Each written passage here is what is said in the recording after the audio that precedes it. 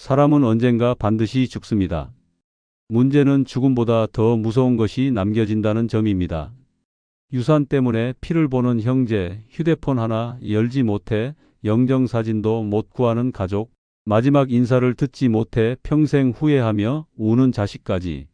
정리하지 않은 삶의 끝은 지옥보다 더 고통스럽습니다. 떠나는 사람이 꼭 정리해야 할 5가지가 있습니다. 구독, 좋아요 부탁드리며 영상이 끝난 후 여러분들의 경험담과 생각을 댓글에 적어주시어 서로 소통하시길 부탁드립니다. 죽기 전 반드시 정리해야 할 5가지 중 첫 번째는 장례 방식에 대한 결정입니다. 죽음을 마주하는 순간은 누구에게나 한 번뿐입니다.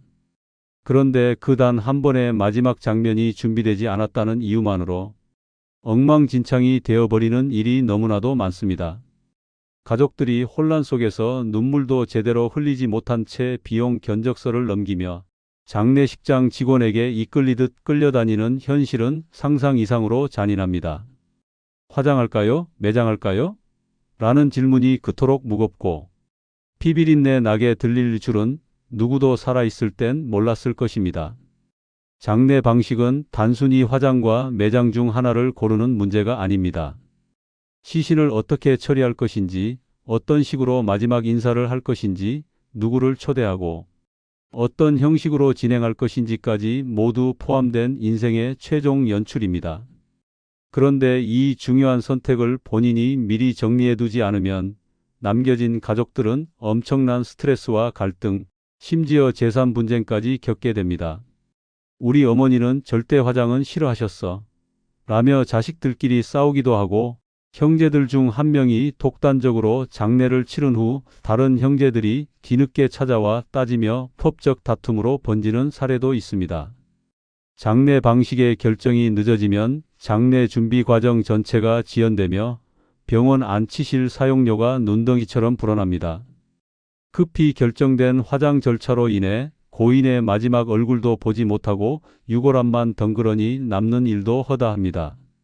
게다가 요즘 장례 비용은 하루하루가 다르게 올라가고 있어 아무런 준비 없이 맞닥뜨린 장례는 최소 수백만 원에서 수천만 원까지도 예상치 못한 지출을 초래합니다. 장례업체의 과도한 옵션 제한에 속아 필요 없는 서비스까지 덜컥 신청해 버리는 경우도 많습니다. 미리 본인의 장례 방식에 대한 의사를 문서로 남기고 가족들에게 그 내용을 분명히 전달해 두는 것은 사랑의 마지막 표현입니다. 장례식장 위치, 화장 여부, 예배나 불교식 의식 선택, 꽃장식 여부, 납골당 위치까지 세세하게 정해두는 것이 좋습니다. 실제로 생전 장례 컨설팅을 통해 본인의 마지막 모습을 설계하는 생전 장례 계획이 점차 늘어나고 있는 이유도 여기에 있습니다. 이는 단순히 준비를 넘어서 삶을 정리하고 남겨진 사람들에게 고통이 아닌 위로를 주기 위한 아주 지혜로운 선택입니다. 한 할아버지의 사례가 있습니다. 그분은 평생을 무뚝뚝하게 살아온 탓에 가족들과 특별한 감정을 나눈 기억이 별로 없었습니다. 하지만 자신의 죽음만큼은 조용히 그리고 멋지게 떠나고 싶다고 생각하셨습니다. 그래서 미리 장례업체에 연락해 자신이 원하는 장례 방식, 유골을 뿌릴 장소, 마지막에 틀어줄 음악까지 모두 정리해 놓았습니다. 장례식 날 가족들은 작은 종이함에 담긴 지침서를 받아 들었습니다. 모두 웃으며 보내주세요. 나는 이 음악을 들으며 편히 떠나고 싶습니다. 그 순간 그동안 무심하던 아버지가 얼마나 많은 생각을 했는지 알게 된 가족들은 펑펑 울면서도 웃으며 장례를 치를 수 있었습니다. 유골은 그가 자주 산책하던 강가에 뿌려졌고 그의 마지막 음악은 봄 햇살 속에 잔잔히 울려 퍼졌습니다. 떠나는 방식 하나 바꿨을 뿐인데 아버지를 다시 사랑하게 되었어요. 라고 말한 아들의 눈빛은 그날의 모든 장면을 말없이 담고 있었습니다. 두 번째는 가족 간의 갈등 정리입니다. 죽음보다 무서운 것이 있습니다. 바로 남겨진 가족들이 서로를 원망하며 평생 등을 돌리는 일입니다. 한 사람의 죽음이 또 다른 감정의 살인을 부르기도 합니다. 엄마는 형한테만 잘했잖아. 아버지 병원비 다 내가 냈는데 왜 상속은 똑같이 해? 이런 말들이 상속장 앞에서, 병원 복도에서, 심지어 빈소 한쪽 구석에서 터져 나옵니다. 죽음이 끝이 아니라 시작이 되어버리는 끔찍한 현실이 눈앞에서 펼쳐지는 순간입니다. 가족 간의 갈등은 아무런 예고 없이, 그리고 믿기 어려운 방식으로 터집니다. 평소 사이좋던 형제가 유산 앞에서 서류를 들이밀며 변호사를 부르고 자식들끼리 병간호 책임을 미루며 싸우는 모습은 생각보다 흔한 일입니다. 아버지가 널 더 예뻐했잖아. 너는 늦게 들어와서. 고생도 안 했잖아 하는 감정의 찌꺼기들이 죽음을 기점으로 폭발합니다. 문제는 이 갈등이 단 한 번의 언쟁으로 끝나지 않는다는 점입니다. 한 번 틀어진 가족 관계는 돌이킬 수 없을 만큼 냉랭해지고 결국 장례가 끝난 후에도 서로 연락을 끊고 얼굴조차 보지 않게 됩니다. 이런 사태를 막기 위한 유일한 방법은 생전의 갈등을 정리해두는 것입니다. 살아있을 때 솔직하게 자신의 입장을 전달하고 미안한 사람에게는 사과하고 고마운 사람에게는 감사를 표현하는 것입니다. 너무 늦기 전에, 너무 멀어지기 전에 마음을 정리해야 합니다. 때로는 가족 회의를 통해 서로의 감정을 꺼내놓고 조율하는 시간이 필요합니다. 특히 자식들에게 재산 분배 방식이나 돌봄 부담에 대한 기준을 명확히 말해두는 것이 중요합니다. 알아서 하겠지라는 생각은 최악의 시나리오를 부르는 초대장일 뿐입니다. 실제로 유산이 별로 없어도 싸움은 벌어집니다. 부모가 누구에게 더 많이 줬다는 감정적 불균형이 문제의 뿌리입니다. 특히 자식이 여럿일 경우 상속뿐 아니라 돌봄과 간병, 심지어 장례식장 음식값 부담까지도 싸움의 씨앗이 됩니다. 형제 중 한 명이 희생을 감수했을 때 그 노력을 다른 형제가 인정하지 않으면 관계는 급속도로 냉각됩니다. 결국 살아있을 때 각자의 입장을 조율하고 불씨를 꺼두는 것이 무엇보다 현명한 선택입니다. 어느 할머니의 이야기를 소개합니다. 세 자녀를 둔 이 할머니는 자식들이 나이 들수록 서로 말도 하지 않고 냉랭하게 지내는 것을 가슴 아파했습니다. 특히 큰딸과 막내 아들이 재산 문제로 수년간 말조차 안 한 상황이었습니다. 할머니는 결심했습니다. 가족을 모두 불러서 솔직한 가족 회의를 열기로 한 것입니다. 할머니는 그 자리에서 말했습니다. 나는 죽을 날이 얼마 안 남았지만 내가 떠나고 너희 셋이 싸우는 건 보고 싶지 않다. 각자 잘못한 일이 있다면 지금 털고 가자. 그날 처음엔 냉랭하던 분위기가 눈물과 웃음으로 바뀌었습니다. 큰딸은 오래 묵은 서운함을 털어놓았고 막내 아들은 자신의 무심함을 고백했습니다. 그리고 놀랍게도 그 가족은 그날 이후 명절마다 모이는 관계로 회복되었습니다. 이후 할머니가 세상을 떠났을 때 그 장례식장은 울음보다 웃음이 많았다고 합니다. 서로의 등을 토닥이며 엄마가 마지막에 우리를 살렸어 라고 말하는 자식들의 모습은 갈등을 정리한 한 사람의 용기에서 비롯된 기적이었습니다. 살아있을 때 바로 지금이 가족을 살릴 수 있는 마지막 기회입니다. 세 번째는 용서를 구할 사람에게 사과 편지입니다. 죽음은 모든 걸 끝내는 듯 보이지만 사실은 끝내지 못한 것들이 가장 오래 남습니다. 마음속 깊이 감춰둔 죄책감, 말하지 못한 미안함, 돌이킬 수 없는 행동들이 죽은 뒤에도 고통으로 이어집니다. 살아있을 때 사과하지 못하면 그 후에는 무덤 속까지 따라옵니다. 그때 내가 사과했더라면 지금 이토록 괴롭진 않았을 텐데라는 생각은 죽음보다 더 차가운 통증입니다. 마지막 순간에야 비로소 사람들은 깨닫습니다. 상처를 준 기억은 사라지지 않고 상처를 줬던 사람의 얼굴이 눈앞에서 떠나지 않는다는 것을. 사과 편지는 단순한 말의 나열이 아닙니다. 삶 전체를 고백하고 용서를 구하는 가장 인간적인 절규입니다. 진심 어린 편지 한 장이 30년간 깨진 관계를 되돌릴 수 있고 평생 얽힌 오해를 풀 수 있습니다. 그러나 대부분의 사람들은 죽음이 다가올 때까지 그 편지를 쓰지 않습니다. 미루고 미루다가 결국은 입을 열 수 없는 순간을 맞이합니다. 그때야 깨달아도 너무 늦은 것입니다. 가장 큰 후회는 말하지 않은 미안함입니다. 마음 한켠에 늘 걸려있던 그 한 사람, 한 사건을 끌어안은 채 떠나는 것은 너무도 고통스러운 일입니다. 심지어 죽기 직전에 그 사람은 지금 어디 있을까를 가장 많이 떠올린다고 합니다. 용서를 구하지 않은 채 세상을 떠나면 그 미안함은 남겨진 사람에게로 옮겨갑니다. 왜 진작 말을 하지 않았느냐는 후회와 함께 그 사람의 인생에도 깊은 상처를 남기게 됩니다. 사과 편지는 용기를 필요로 합니다. 쓰는 순간 그 사람과의 기억이 되살아나고 내 실수와 부족함이 낱낱이 드러나기 때문입니다. 하지만 바로 그 진심이 상대의 마음을 움직이는 열쇠가 됩니다. 사과는 잘못을 고백하는 것이 아니라 서로를 해방시키는 행위입니다.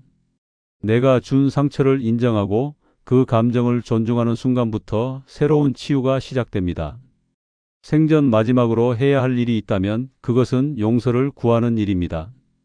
편지는 종이 위의 말이 아니라 마음의 빚을 덜어내는 강력한 고백입니다. 어느 노인의 이야기입니다. 그는 젊은 시절 사업 실패로 인해 친구에게 그에게 빚을 남겼고 그 후 연락을 끊고 수십 년간 외면하며 살아왔습니다. 그는 죽음을 앞두고 자신이 가장 후회하는 일로 그 친구의 이름을 말했습니다. 그러다 어느 날 떨리는 손으로 편지를 썼습니다. 나는 당신에게 너무나도 큰 상처를 줬습니다. 말 한마디 없이 사라져서 당신을 얼마나 고통스럽게 했는지 이제야 알았습니다. 늦었지만 진심으로 용서를 구합니다. 부디 이 편지가 당신 인생의 고통이 아닌 위로가 되기를 바랍니다. 이 편지는 우연히 그 친구에게 전달되었습니다. 놀랍게도 친구는 여전히 같은 동네에 살고 있었고 편지를 읽고 나서 곧장 병원으로 찾아왔습니다. 나는 이미 오래전에 용서했어. 넌 항상 내 친구였어. 이 말에 노인은 눈물을 쏟으며 그토록 무겁게 안고 살던 짐을 내려놓을 수 있었습니다. 그 순간 병실은 마치 인생의 회복실처럼 따뜻한 기운으로 가득 찼습니다. 그리고 며칠 후 그는 편안한 얼굴로 세상을 떠났습니다. 용서받은 사람의 얼굴은 그렇게 평화롭고 아름답습니다. 네 번째는 디지털 자산의 비밀번호 정리입니다.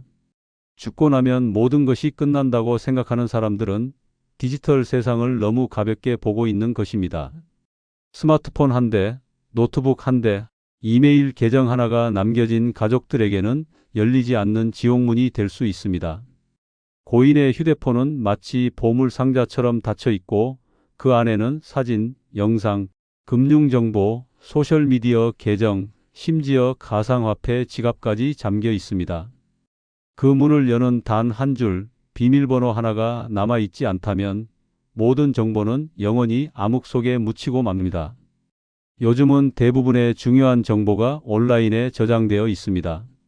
병원 진료 기록도, 은행 이체 내역도, 각종 서류도 클라우드 속에 있고 SNS와 메신저에는 고인의 생전 기록이 가득합니다. 하지만 정작 그 계정의 비밀번호를 아는 사람은 거의 없습니다. 본인만 알고 떠나버린 비밀번호는 남은 가족에게는 상실을 넘는 또 다른 절망을 안깁니다. 슬퍼할 시간조차 없이 계정을 열기 위해 온갖 시도를 하며 밤을 새우고 결국 이 계정은 복구가 불가능합니다. 라는 문구를 마주하는 순간 유산은 물론 기억조차 사라져버리는 참혹한 현실을 맞이합니다. 가상화폐 계정은 특히 위험합니다. 비밀번호 없이 복구가 사실상 불가능한 구조이기 때문에 수천만 원에서 수억 원에 이르는 자산이 단지 모른다는 이유만으로 영원히 사라지는 일이 빈번하게 발생합니다. 심지어 가족들은 그 존재조차 몰라 수십 년 동안 묻혀 있거나 결국 국가 기속으로 처리되는 경우도 있습니다. 디지털 금고가 있다는 사실조차 말하지 않고 떠나는 것은 사랑하는 이들에게 디지털 미로를 남기는 것과 다르지 않습니다. 비밀번호를 정리하는 가장 안전한 방법은 목록을 만들어 종이에 손글씨로 적어 보관하는 것입니다.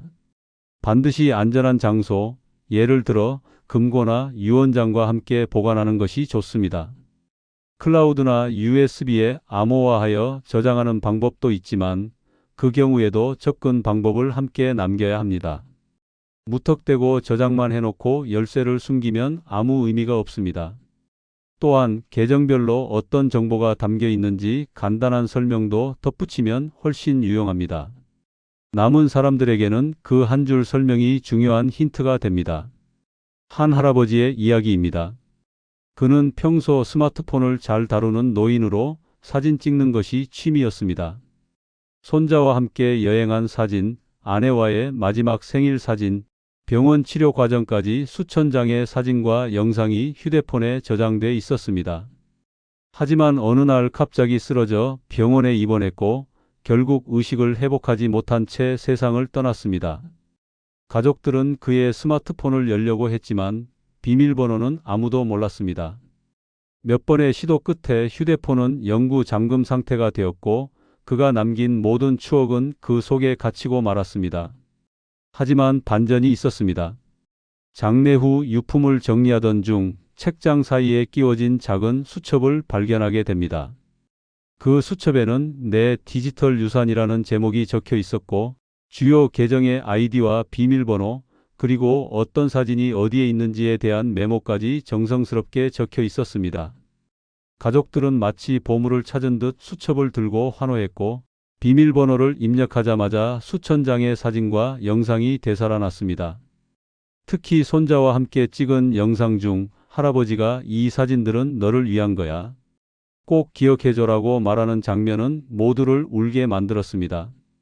그 수첩 하나 덕분에 가족들은 잃어버린 기억을 되찾을 수 있었고 디지털 유산이 얼마나 중요한지를 뼈저리게 느꼈다고 합니다. 마지막으로 남길 수 있는 유산은 돈이 아니라 기억이며 연결입니다. 그 연결의 열쇠는 바로 비밀번호입니다. 다섯 번째는 유산 분배 방식 정리입니다. 죽음은 끝이 아니라 돈 앞에서 시작되는 전쟁입니다. 평생 모은 재산이 가족의 행복이 아니라 파멸의 도화선이 되는 상황은 생각보다 자주 벌어집니다. 유언 한 장 없이 떠난 부모의 집 앞에 자식들이 변호사를 대동하고 나타나는 모습은 더 이상 드라마 속 이야기가 아닙니다. 엄마가 생전에 나한테 그렇게 말했었다. 아버지가 이 집은 내 거라고 했다는 말들은 법적 효력이 없습니다. 오로지 종이 한 장, 명확한 유언장이 없다는 사실이 모든 혼돈의 시작입니다.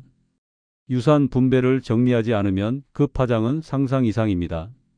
가족 간 소송은 물론 상속세 폭탄, 상가 점유 분쟁, 부동산 강제 매각 등 물질적인 손해는 물론이고 관계까지 완전히 파괴됩니다. 특히 상속인은 많고 유산은 한정되어 있을 때 갈등은 더 치열하게 터져 나옵니다. 형제 자매가 법정에서 서로를 향해 적처럼 서 있는 장면은 너무도 잔인하며 그 순간 부모가 평생 지켜온 가족이라는 이름은 무참히 찢겨집니다. 가장 큰 문제는 불공평한 분배에 대한 감정적 갈등입니다.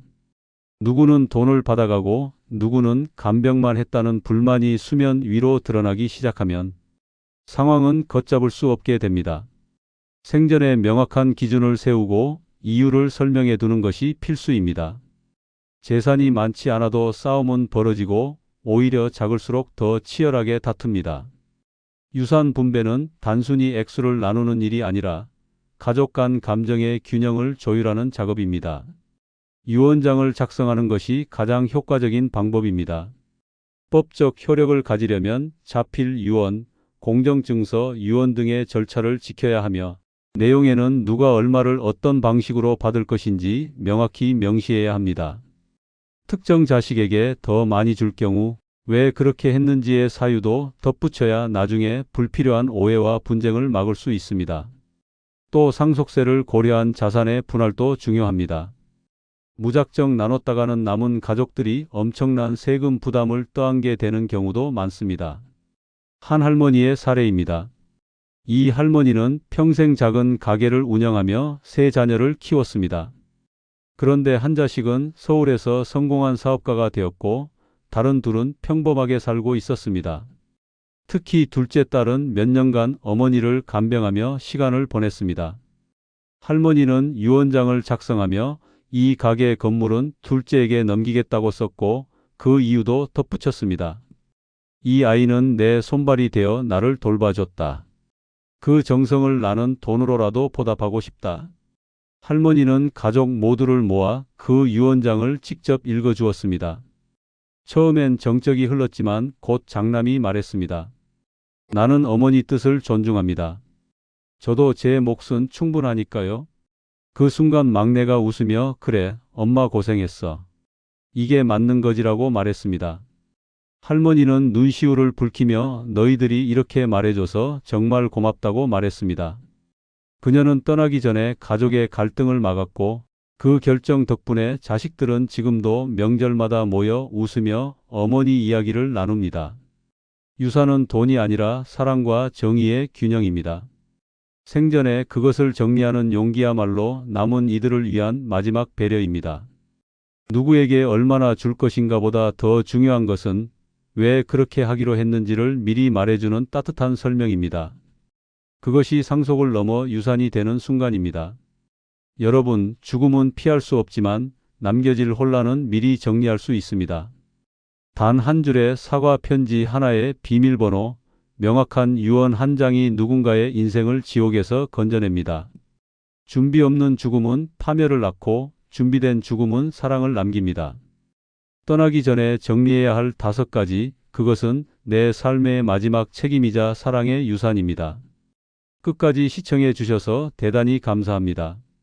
늘 행복하시고 건강하시기 바랍니다.